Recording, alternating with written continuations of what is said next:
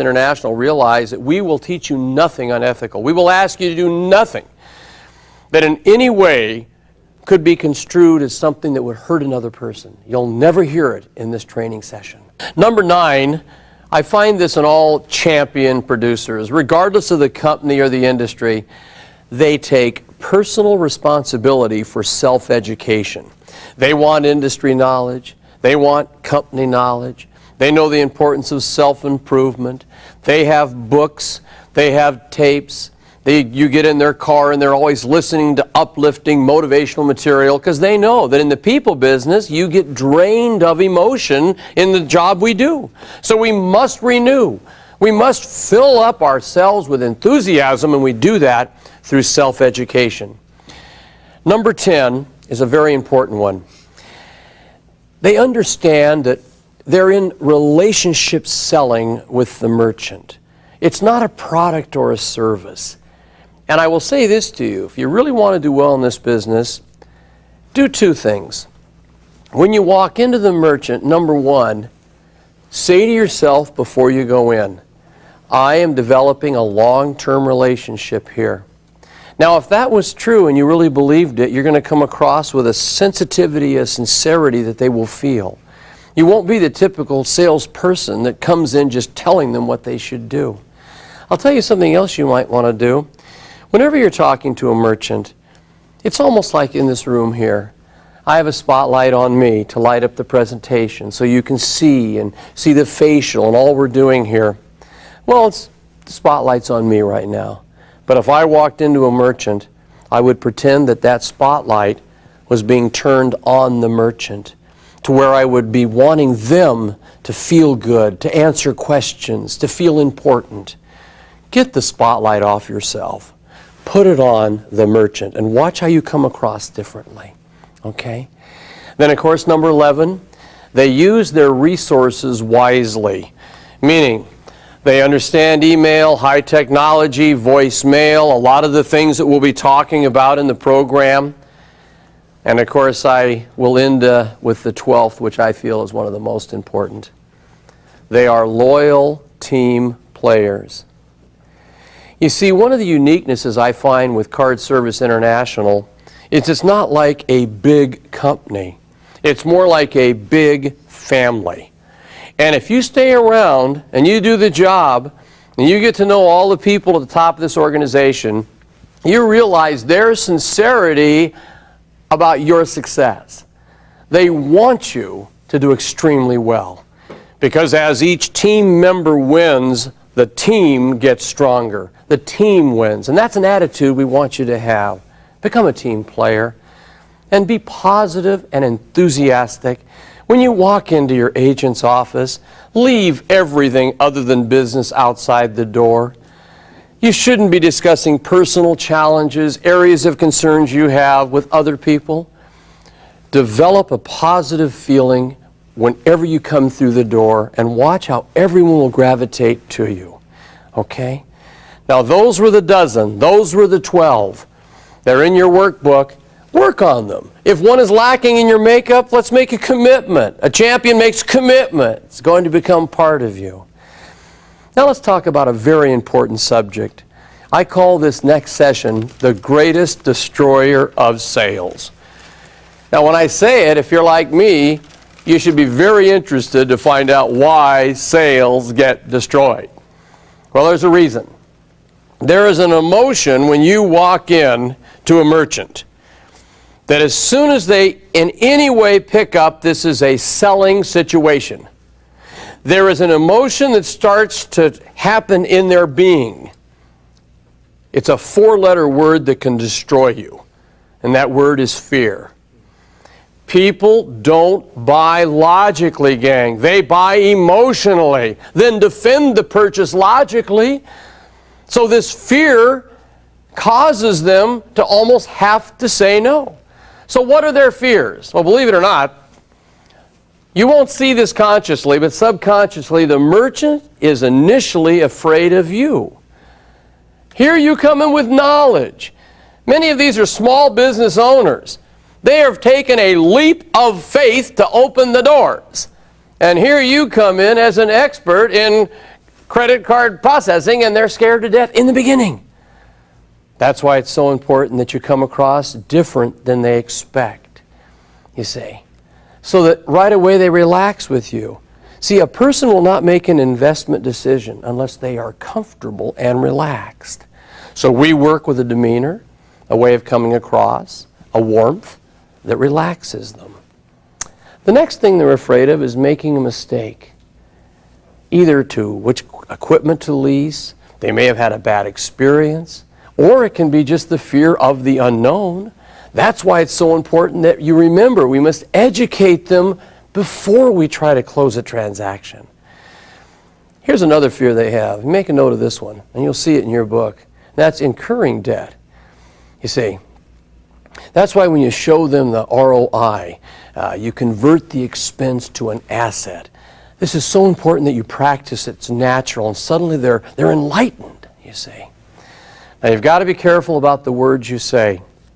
If I right now said 3 words, hammer, nails, and saw, and then I said, what is my profession if I use those to earn an income? You'd all with great strength say, I'm a what? Carpenter, and you would not be afraid of me. But there are words you say in selling that right away says, I'm a salesperson. I earn a commission if you say yes to me. You cannot say these words. Of all the things I'll be teaching you, this is one of the most important. You see, at this point, all of you that are out in the field have what we call a closing ratio. That means it's like a batting average. You go into 3 merchants, and you get 1 to say yes to our opportunity, you have a 33 1/3% closing ratio. You go into 10, and 5 say yes, you have a 50% closing ratio. Our goal in this training is to increase that closing ratio. And the first way we will do it is by eliminating fear-producing words. Now, I coined a little term called nasty words. We would never use this with merchants. You'd never say, I hope you realize I'm not using any nasty words. No, this is just this is just between us, all right? What's a nasty word? Here's the definition. It's any word that triggers fear or reminds them of a past selling situation. So we don't use these words. The first word we eliminate, and there's 2 of them we tie together, and that's cost or price. See, when you say the price is, there's a tendency to say, maybe I better shop for a lower one. That's why I'd like you to say the total amount is. The total amount is, you see. Another word I'd like you to avoid is application fee. I'd rather have you call that the initial investment. The initial investment to get started. See, the word application can turn people off where I don't want to apply for anything, you see. Then, of course, don't say the word monthly payment. You know, on this leasing arrangement, the monthly payment is, let's say, monthly investment. It's so much nicer, and it doesn't produce fear. Also, your application, any forms that you're filling out, should never be called a contract. You see, when the word contract goes into the ear, it says, now you are bound. And they have been bound before, oftentimes to things they wish they'd never seen. And so the word contract is a real fear producer. I'd rather just call any form your paperwork or your agreement. John, let's go over the agreement between you and Card Service as we show you how to increase clientele and your profits. So much nicer than, let me get out the contract. They go, get out of here. Also, the next one's a little word, but it's also one you don't want to use. Don't say the word buy. You know, when you buy our services, people don't want to buy anything. I don't want you to assume they're going to do it, and so all day long we use the word own. It's not when they buy, it's when they own. People love to own things. They're just afraid to buy them. Isn't that right? Okay. Don't use the next 2 words. Don't say seller sold. Yes, we sell so many of these systems. I sold 2 of these links here. I sell this like, right away you sound like a salesperson. Eliminate sell or sold. Either use help them acquire. We have helped so many companies acquire our processing services. Or get them involved. Gosh, we get so many companies involved with us, and they are thrilled with what we do with them. See, people love to get involved. They just are afraid of being sold.